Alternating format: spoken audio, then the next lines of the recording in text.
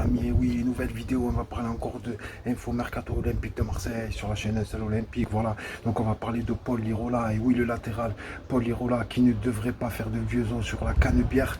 Apparemment, Longoria voudrait le céder, et oui, il y a pas mal de clubs intéressés. Donc il y a le Southampton, et oui, qui est très intéressé, et oui, Southampton, le club de première ligue, qui aimerait recruter Paul Lirola, qui a des vues sur Paul Lirola, le latéral de l'Olympique de Marseille, qui était venu à l'Olympique de Marseille l'an dernier sous les ordres de Sampaoli en provenance de la Fiorentina.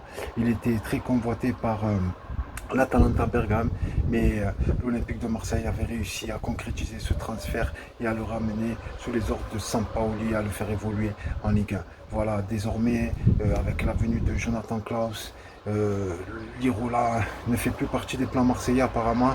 Ils essayent de le revendre. Donc il y a pas mal de clubs intéressés.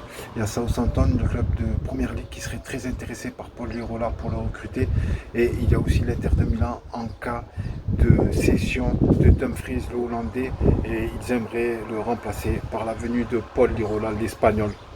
Et oui, le latéral espagnol qui avait bien débuté à l'Olympique de Marseille sous les ordres de Sampaoli, qui a fait un début de saison explosif pour s'éteindre en fin de saison, surtout en Conference League, avec des prestations un peu moins onéreuses, un peu moins bonnes. Et voilà, donc ça avait coûté sa place. Ça a coûté sa place à l'Olympique de Marseille où il n'était plus titulaire.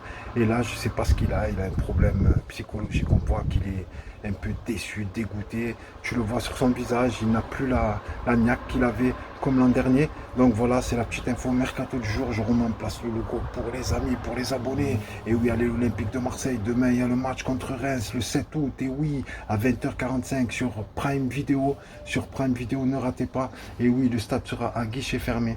Voilà, donc l'Olympique de Marseille qui va accueillir le stade de Reims. Et oui, le club mythique des années 50 de Juste Fontaine, de Raymond Kopa.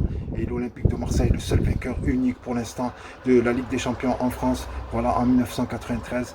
Donc voilà, les deux clubs mythiques vont s'affronter sur la pelouse du Stade Vélodrome. Et j'espère que vraiment la victoire finale appartiendra à l'Olympique de Marseille, car on se doit de faire un départ explosif et on se doit de sortir de cette mauvaise passe et de cette mauvaise entente, de ces échauffourées un petit peu psychologiques entre certaines tensions dans le club, mais ça peut repartir. Donc voilà les amis, n'hésitez pas à vous abonner, à liker, voilà, on vous aime tous, voilà, c'est super, allez l'OM, à jamais les premiers, merci les amis et bon week-end.